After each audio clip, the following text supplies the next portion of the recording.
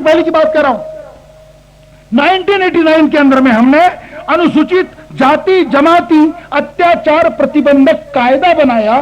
संविधान नहीं बदलना पड़ा, संविधान के अंतर्गत बनाया गया और उसका अमल हमने 12 सितंबर 1989 से किया। हमारी महिलाओं के लिए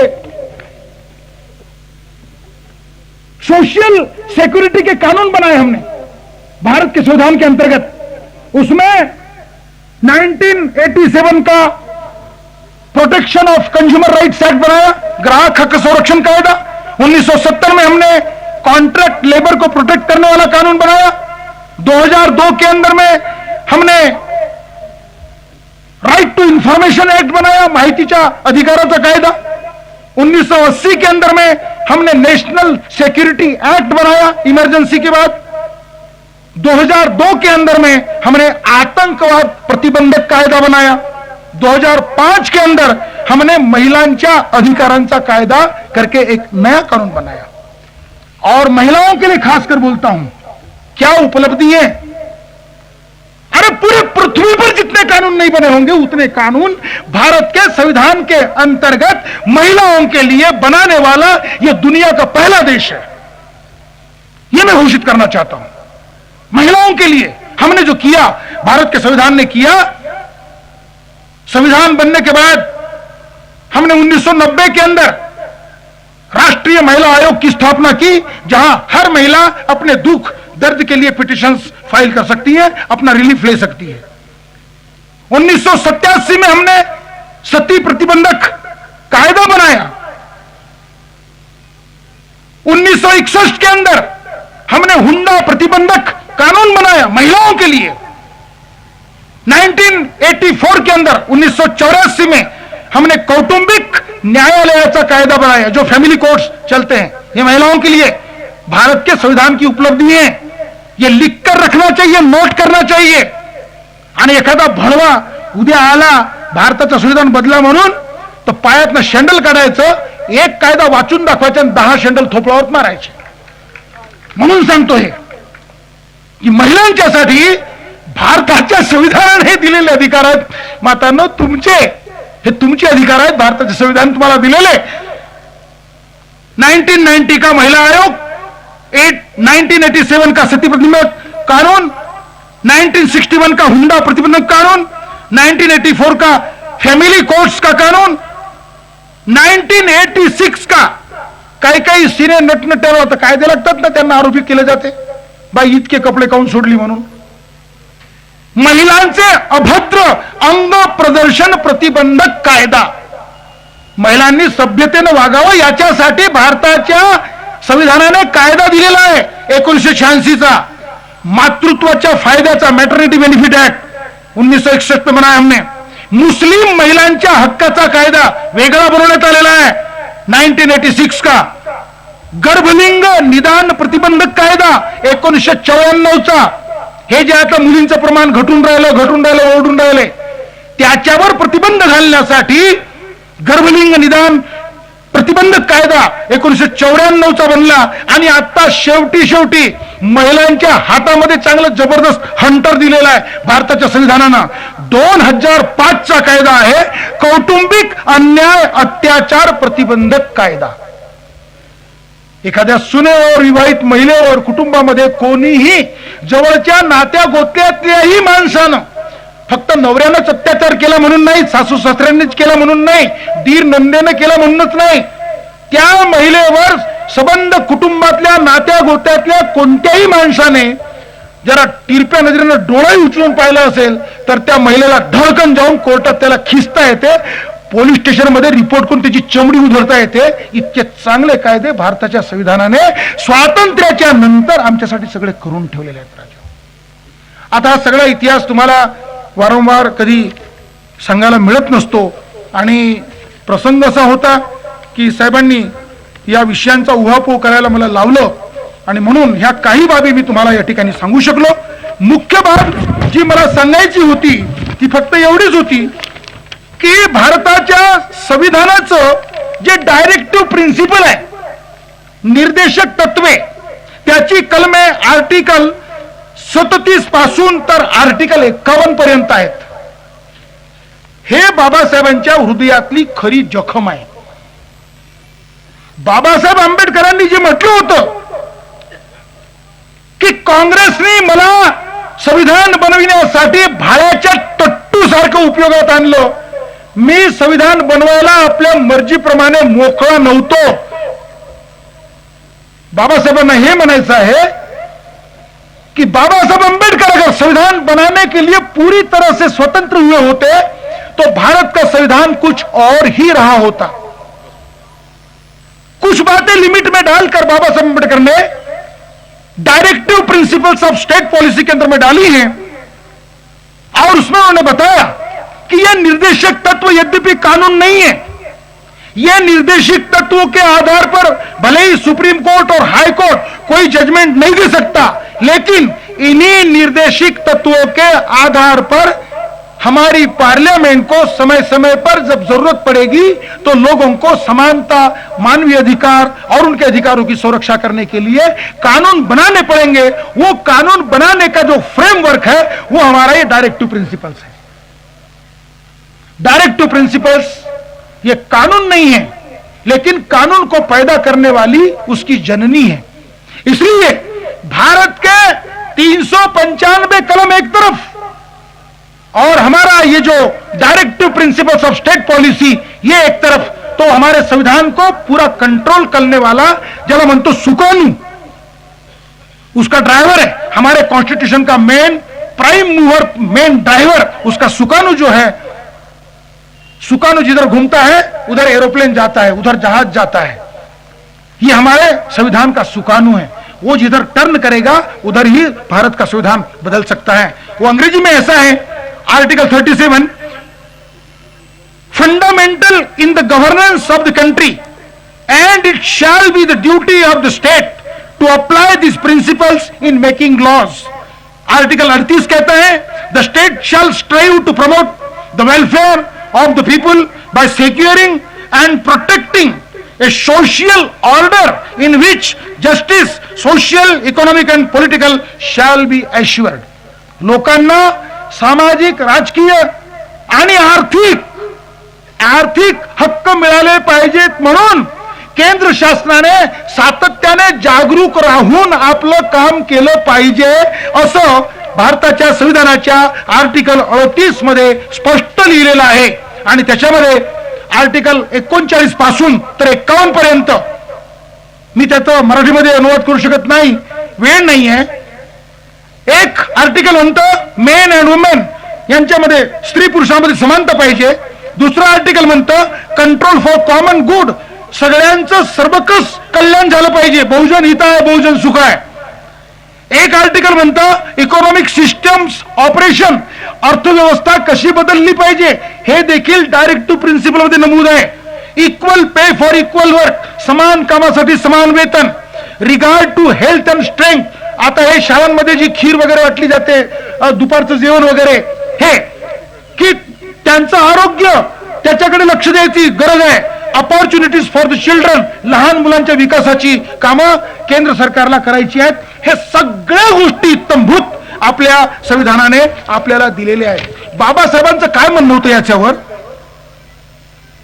तिथे आपलं चुकलेलं आहे या देशाचं, तेवढं सांगून मी माझं भाषण संपविणार.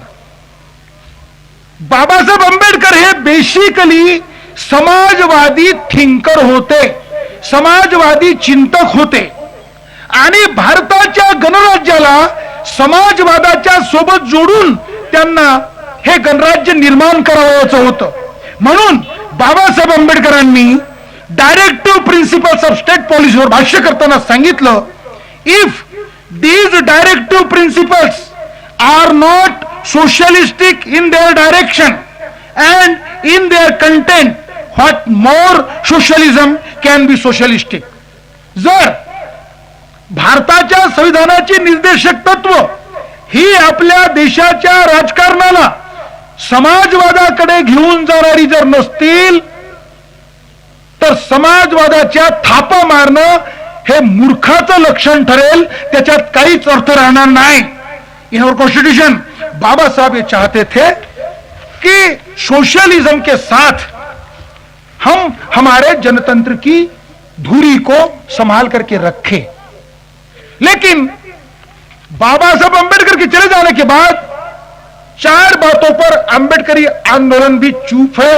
वो क्यों चुप है, ये मैं सवाल अंबेडकरी आंदोलन को चलाने वाले राजकीय पॉलिटिकल लीडर्स और उनके सोशल थिंकर्स, उनके साहित्यिकों को पूछना चाहता हूं। बाबा साहब अंबेडकर की डिफीट हुई है पुनापेट में।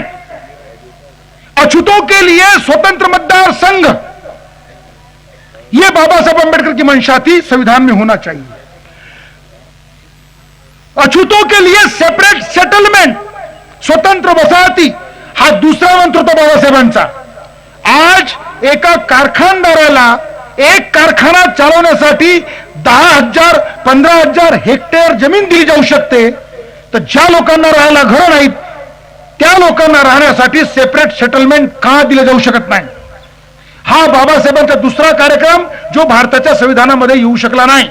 पहिला स्वतंत्र मतदार संघ, दूसरा स्वतंत्र वसाहती, तीसरा राज्य समाजवाद। बाबासाहेब आंबेडकरांना राज्य समाजवाद घटनेमध्ये पूर्ण आणायचा होता, तो कसा होता हे बोलायचा विषय वेगळा आहे, मी आता बोलणार नाही। आणि चौथी गोष्ट, दलितांच्यासाठी त्यांनी म्हटलं होतं की खेडी ही आमचं नरक आहेत, अक्षरशः नरक आहे, खेड्यामधून आपल्या लोकांना खेडी सोडायला लावा। हा बाबासाहेबांचा चौथा प्रोग्राम। बाबासाहेबांचा राज्य समाजवाद, खेडी सोडा, स्वतंत्र वसाहती आणि स्वतंत्र मतदारसंघ, ह्या चारही गोष्टी यांची तरतूद जर भारताच्या संविधानामध्ये बाबासाहेब आंबेडकरांच्या इच्छेप्रमाणे केली जात नसेल तर आजचं संविधान, हे बाबासाहेबांनी म्हटलं होतं कि इस पर शैतानों ने कब्जा कर लिया है, अब इसको हमको डायनामाइट से उड़ा देना पड़ेगा। कदाचित ती पाडी येऊ नये, कारण ती पाडी जर आली तर भारत हा जगातला सगळ्यात मोठा आतंकवादी देश बनणार है। 1-2 करोड़ लोग होते तो आप उनको दबा सकते हो, लेकिन जिस दिन उद्रेक हो जाएगा, इकोनॉमिक एक्सप्लॉयटेशन का उद्रेक हो जाएगा, तो 85 करोड़ लोग इस देश के अंदर में आतंकवादी बनेंगे, नक्सलाइट बनेंगे। अगर कानून से, पार्लियामेंट से विश्वास उड़ गया और पता चल गया कि बंदूक के माध्यम से ही जस्टिस मिल सकता है, 85 करोड़ लोग जिस दिन अपने हाथ में बंदूक ले लेंगे त्या दिवशी अरे अरे पाटला, हा महाराष्ट्रातला, तुम्हाला काय समजते रे देश आणि संविधान? आमच्या समोर या, तुम्हाला समजावून सांगतो। निवडून गेले म्हणून नाही का दारू पाजून, शराब पिला के, वो कहते हैं ना, नशा पिला के गिराना तो सबको आता है, मजा तो तब है जब गिरते को थाम ले साकी। चुनाव के समय पर लोगों को शराब पिला के बेहोश बना करके सत्ता में जाते हो। अरे बेहोश लोगों को जगाओ तो मानेंगे तुम देश के सत्ताधीश हो और संविधान के सच्चे सुपुत्र हो, नहीं तो तुम कुपुत्र हो। तुम्हारा हिसाब आने वाली कल की पीढ़ी लेंगी। ह्या शब्दांसोबत आपला निरोप घेतो। जय भीम, जय भारत।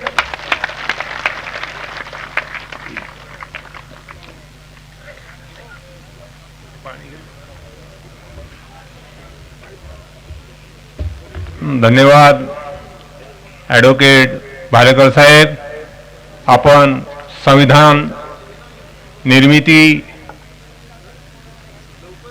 याविषयीची माहिती सांगितली, अंमलबजावणीची पण माहिती सांगितली, काळी पिवळी याचीही माहिती सांगितली। तुम्ही समजले असाल काळी पिवळी। आपण आता आयुष्यमान प्राध्यापक जावेद पाशा, अध्यक्ष भारतीय मुस्लिम परिषद नागपूर यांना इथे पाचारण करतो, त्यांनी विषयावर मार्गदर्शन करावं।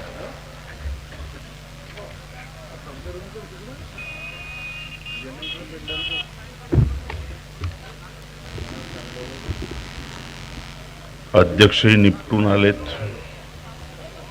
त्याच्यापूर्वी मी पण निपटून आलो। तुम्हाला सुट्टी पाहिजे असेल तर 10 मिनिटाची देतो।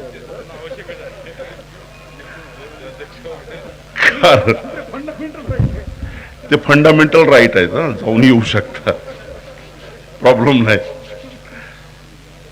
या संमेलनाचे अध्यक्ष ॲडव्होकेट डॉक्टर काकडे साहेब,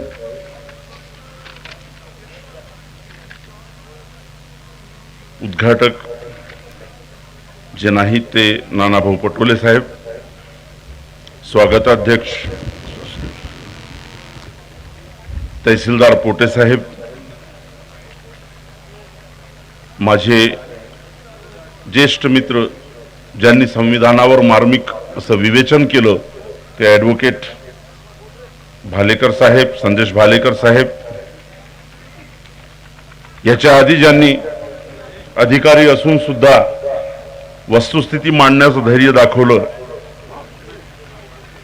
ते मनोहर मेश्राम साहेब, ज्यांनी या संमेलनाचं आयोजन केलं आणि खरंच 26 तारखेला एक राष्ट्रीय उत्सव म्हणून साजरा करावा ही थीम या भारतीय समाजामध्ये ठेवली, ते आमचे आदरणीय काणेकर सर,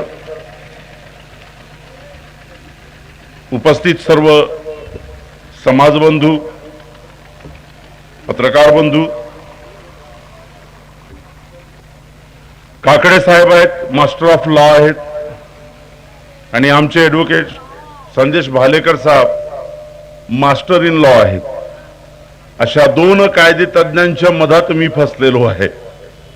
मी ॲडव्होकेट नाही, अर्थशास्त्राचा प्राध्यापक आहे, समाजशास्त्रज्ञ आहे, शास्त्रज्ञ म्हणता येत नाही मला, समाजशास्त्राचा अभ्यास असलेला आहे आणि साहित्यिक आहे, आंदोलन करणारा, चळवळी करणारा, वळवळी करणारा कार्यकर्ता, आणि ही पुन्हाही सुद्धा माझ्या अंगात जी आली ते फुले आंबेडकरी विचारानं आली हे मी नेहमी सांगत असतो.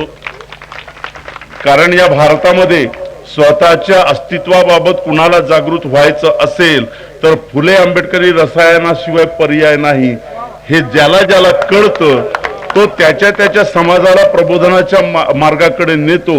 मग तो ओबीसीचा वर्ग असो, तो मुसलमानांचा असो, किंवा दलित ख्रिश्चन म्हणून ख्रिश्चनांचा मंच असो, की आदिवासींचा मंच असो, या व्यवस्थेमध्ये त्याला स्वतःचा आत्मसन्मान जागवायचा असेल, या व्यवस्थेमध्ये त्याला स्वतःचे अधिकार प्राप्त करून घ्यायचं असेल तर धर्माच्या व्यतिरिक्त एकच मार्ग आहे आणि तोच पूर्ण मार्ग आहे, तो म्हणजे फुले आंबेडकरी विचाराचा प्रवाहाचा मार्ग. याच्यात काहीही तडजोड करण्याची गरज नाही. पण यांच्यामध्ये जेव्हा मला संविधानाची पार्श्वभूमी, प्रक्रिया आणि त्याचं इम्प्लिमेंटेशन याच्यावर बोलायला जेव्हा मला आमंत्रित केलं तेव्हा वाचल्यानंतर मला एक कथा आठवली. पडोळे साहेब तहसीलदार होते, ते गेलेत, पण काणेकर साहेबांनी फार चांगलं केलं. एका गावात तहसीलदार गेलेत, त्या गावाचा प्रमुख पाटील असतो. मग तहसीलदाराने की योजना आणली आणि म्हणे की ही योजना मला पाटलाच्या मार्फत राबवायची आहे. या गावचा पाटील कोण? गावामध्ये 150 लोक होते, 150 लोक म्हणाले हम पाटील. आता तहसीलदाराची अडचण,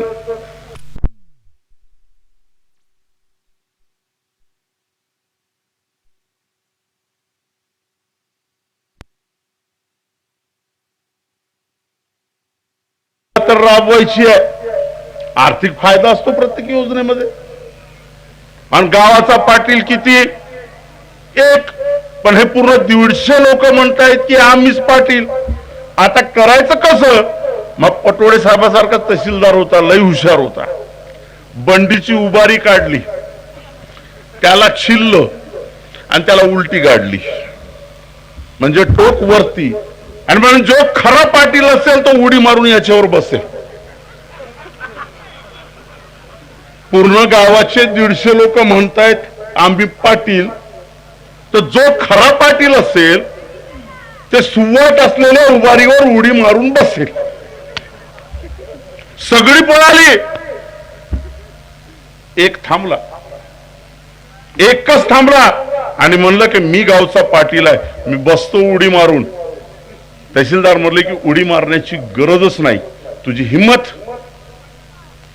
तुझी तयारी, तुझं मनोबल दाखवतो की तूच या गावचा पाटील आहे. हजारो लोक बोलतात या देशाचा पाटील केवळ बाबासाहेब आंबेडकर आहे. संविधानाच्या निर्मितीच्या प्रक्रियेबाबत सगळं ते सांगण्याची गरजच नाही. काकडे साहेब आपण मांडालच. सगळी जबाबदारी बाबासाहेबांवरती येऊन पडलेली होती, एकट्यानेच केलं. गुरु गोलवरकरांचं बंच ऑफ थॉट्स म्हणून पुस्तक आहे, थॉट ऑफ बंच. त्याच्यामध्ये त्यांनी म्हटलं की भारताची ही जी संविधानाची पुस्तक आहे ही इकडनं तिकडनं जमा करून ठिगड्या लावलेली गोधडी आहे, असं स्पष्ट वक्तव्य गुरु गोलवरकरांनी आपल्या विचारधांमध्ये केलेलं आहे. काय कारण असेल असं म्हणण्याचं कारण काय, मला हे तर सांगा.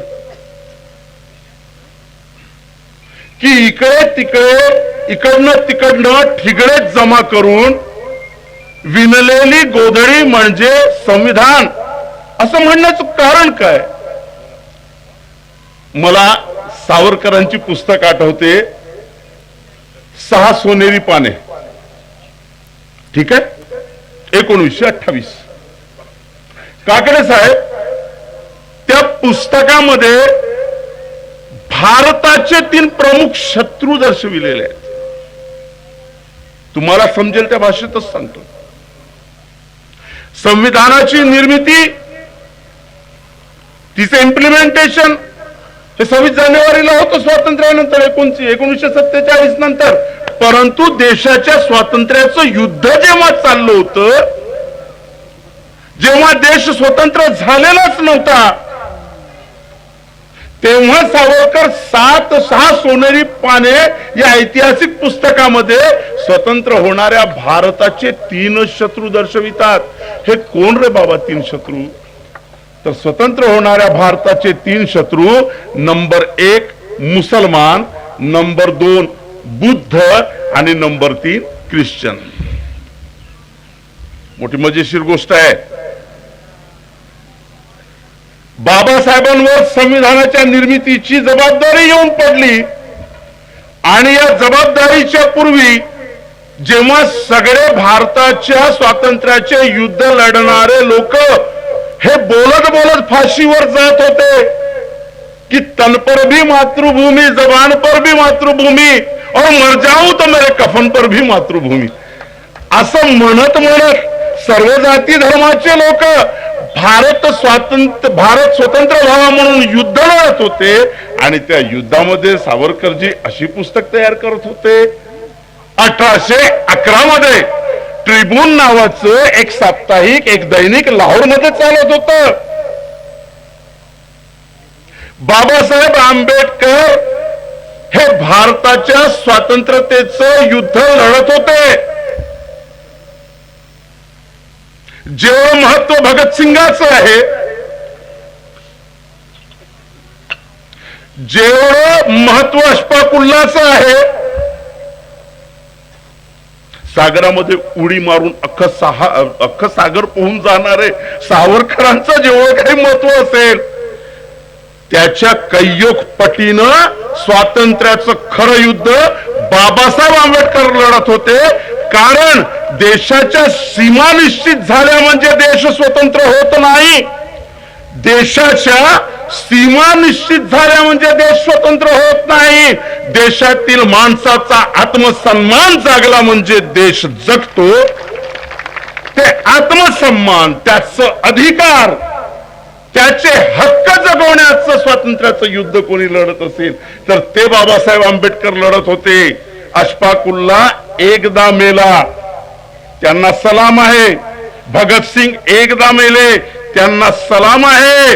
पण बाबासाहेबांनी 5000 वर्षापासून मरणाऱ्या भारताच्या मानवी समूहाला नेहमीसाठी जागृत करून टाकलं, त्याला मानवपण मिळवून दिलं. ते स्वातंत्र्याचं युद्ध बाबासाहेब आंबेडकर लढत होते. म्हणून संविधानाच्या निर्मितीची प्रक्रिया अत्यंत महत्वाने सर्वसाधारण लोकांना समजेल त्या पद्धतीनं समजून घेणं आवश्यक आहे. माझ्या बाबाने शेतकरी लय हुशार, तुला ठप्पा मारून निवडून देण्याचा अधिकार कोण दिला रे? अरे संविधानाच्या पूर्वी बाबासाहेब बोलले नव्हते, त्याच्या पूर्वी प्रौढ मताधिकाराचा अधिकारच नव्हता रे. या देशातील 4, 5, 6% लोकांना मताधिकाराचा अधिकार होता. ते शासन निवडून देत होते आणि या देशातील 94-95% कुणबी, माळी, तेडी, मुसलमान, चांभार, कुंभार, आदिवासी, 18 पगड जाती यांना मतदानाचा अधिकारच नव्हता रे बाबा. हे मतदानाचा अधिकार कुणी दिलं? कोणत्या व्यवस्थेमुळे मिळालं? तर ते संविधानाच्या व्यवस्थेमुळे मिळालं. का मिळालं? बाबासाहेबांनी मतदानाचा अधिकार तुम्हाला देत असताना प्रत्येक मताचं मूल्य ठरविलं. देशाच्या स्वातंत्र्याचं मूल्य ठरविण्याच्या आधी सावरकर म्हणतायत की स्वतंत्र होणाऱ्या भारताचे 3 शत्रू, एक 1811 मध्ये लाला लजपत राय ट्रिब्यून मध्ये म्हणत आहेत, 13 लेखांची मालिका त्यांनी सादर केली. काय लिहिलं 13 लेखांच्या मालिकेमध्ये? स्वतंत्र होणारा देश हा देश फक्त हिंदूंचा देश आहे अशी मांडणी ते करतात स्वातंत्र्याचं युद्ध चालू होण्यापूर्वी. याचा अर्थ भारतामध्ये संविधान निर्मितीची प्रक्रिया, त्याची पार्श्वभूमी हे वैचारिक युद्धाची पार्श्वभूमी आहे. ती वैचारिक युद्धाची पार्श्वभूमी आहे. कशी वैचारिक युद्धाची पार्श्वभूमी आहे? मनुस्मृतीचं नाव घेतलं, 5000 वर्षापूर्वीचं नाव घेतलं, तेवढ्या दूर पुन्हा त्याचा उल्लेख करण्याची गरज नाही. भारताच्या संपूर्ण समाजावरती धर्माचं नियंत्रण होतं. माझ्या बंधूनं शेतकऱ्याला थोडक्यात ते उल्लेख करता करता मी त्याला जवळ घेतो आहे की मतदानाचा अधिकार तुला बाबासाहेबांनी दिलं, तू ठप्पा मारतो, सरकार निवडून देतो. बाबासाहेबांनी तुला मूल्य, तुझ्या मतदानाचं मूल्य समजून सांगितलं. मग मला हे विचारावं असं वाटतं, या महाराष्ट्रामध्ये निवडून दिलेली सरकार शेतकऱ्याची, महाराष्ट्राचा मुख्यमंत्री प्रत्येक भाषणामधनं म्हणतो मी शेतकऱ्याचा पोर आहे. गृहमंत्री भारताचा चाकूरकर पाटील अख्खी खानदान सांगतात की शेतामधनच जन्मले ते. भारताचे कृषी मंत्री ते तर तणसातच राहतात, शरद पवारजी. अशी सगळी शेतकऱ्यांची पोरं सत्ताधारी बनवली तुम्ही. कोणत्या अधिकारानं? बाबासाहेबांनी दिलेल्या मतदानाच्या अधिकारानं. आणि त्यांच्याच राज्यामध्ये धोतीबाज माझ्या शेतकरी 3300 लोकांनी आत्महत्या केली. संविधान चुकलं, बाबासाहेब चुकले की तुम्ही चुकले? विचार करण्याची गरज. सरकार निवडण्याचा अधिकार बाबासाहेबांनी तुम्हाला द्यावं, तो तुम्ही वापरावा. सुज्ञपणाने वापरला की आंधळेपणाने वापरला हा वादाचा विषय नंतर घेऊ. तुम्ही निवडून दिलेली सरकार, तेही खास चोहीकडनं तपासून घेतला शेतकऱ्याचा पोर आहे का नाही ते तुम्हाला माहित. तुम्हाला पटलं तो शेतकऱ्याचा पोर आहे म्हणून मुख्यमंत्री बनवलं, कृषी मंत्री बनवलं. तुमच्या गव्हाला 800 रुपये भाव दिलं कृषी मंत्र्यांनी आणि अमेरिकेच्या गव्हाला 1400 रुपये भाव दिलं. लाल गहू खा. किती दिलं? मग संविधान चुकीचं, बाबासाहेब चुकीचे, कारण आम्हाला काहीच मिळत नाही असे सर्वसाधारण लोकांची समज बनते. ते अज्ञानी आहेत म्हणून. अरे सरकार बनविण्याचा अधिकार बाबासाहेबांनी तुम्ही दिलं, तो तुम्ही सुज्ञपणे वापरत नाही म्हणून आत्महत्या करण्याची पाळी तुमच्यावर येते. 26 जानेवारीच्या निमित्तानं आत्महत्या करण्यापासून परावृत्त होण्याचं हे प्रबोधनाचं मंच कांडेकरांनी स्थापन केलं, त्यांचं अभिनंदन करायला पाहिजे. तुम्ही निवडून दिलेली सरकार बाबासाहेबांनी दिलेल्या मतदानाच्या अधिकारानुसार 3300 लोकांनी अध्यक्ष महोदय काकडे साहेब आत्महत्या केली. किती कर्ज होतं हो त्याच्यावर? शेतकऱ्यावर किती कर्ज होतं मायबाप हो. तुकडोजी महाराजांची माणसं दिसत होती भगवी टोपी घालून. गाडगे महाराजांच्या विचारांची माणसं असतील. गाडगे महाराज लई चांगले बोलले होते. काय बोलले होते माहित आहे का? वर्तमानाच्या राजकीय परिस्थितीवर त्यांच्या 4 ओळी किती मस्त बसतात बघा. गाडगे महाराज प्रबोधन करताना काय बोलले होते माहित आहे? चंदन थे वो घस गए बचे नीम के खोड. चंदन थे वो घस गए बचे नीम के खोड. सज्जन थे वो चले गए बचे चपाती चोर. संत बोलले, गाडगे महाराज बोलले, एवढं चांगलं संविधान, मतदानाचा अधिकार तुमच्या हाती कोणत्या चपाती चोराच्या हाती तुम्ही दिलं हो? त्याचं आत्मचिंतन व्हायला पाहिजे का नाही? अरे 3300 शेतकऱ्यांनी आत्महत्या केली. काकडे सर, अध्यक्ष महोदय, मंच उपस्थित सगळे जनसमुदाय हो, त्यांच्यावर एकंदरीत कर्ज होतं जास्तीत जास्त. इकडून तिकडून केलं तरी 3 करोडच्या घरात सगळ्यांवर मिळून, जे मेले नाहीत त्यांनाही धरून, बरं का, जे जिवंत आहेत त्यांनाही धरून. किती कर्ज? 3 करोड. महाराष्ट्र सरकारनं या महाराष्ट्रातील उद्योगपतींचे या 2006-2007 आर्थिक वर्षामध्ये किती करोड रुपया माफ केला सांगू का? मग जाऊन या तिकडे. अरे 3 करोड साठी आत्महत्या केल्या शेतकऱ्यानं, आणि तुम्ही निवडून दिलेल्या, बाबासाहेबांनी दिलेल्या अधिकाराचा चुकीचा वापर करता, त्याचा सुज्ञपणे वापर करत नाही. म्हणून तुम्ही निवडून दिलेल्या सरकारनं 3 करोड साठी 3300 शेतकरी मारले आणि उद्योगपतींचे 21,500 करोड रुपये माफ केलेत. काय काय बात होता? चंदन थे वो घसघस न बचे नीम के खोड.